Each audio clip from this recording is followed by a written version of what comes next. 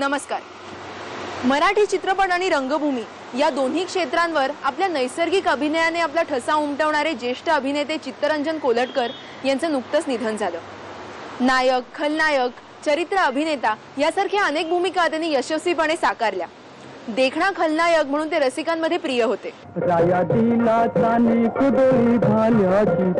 तरी उर्मी सरशी मूल निखारा हातात घेत हात फासतो, निखारा ही कोळपतो।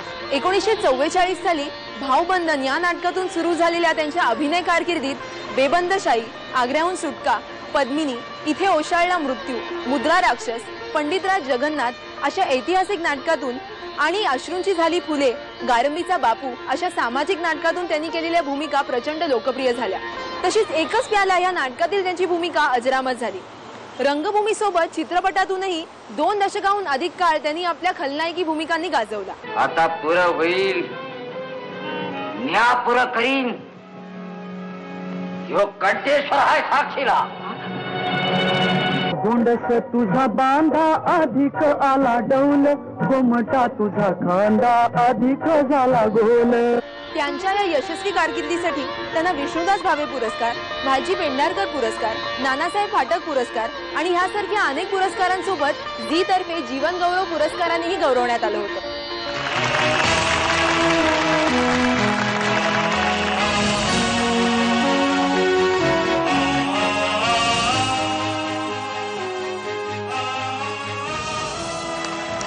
आपण माझा गौरव केला,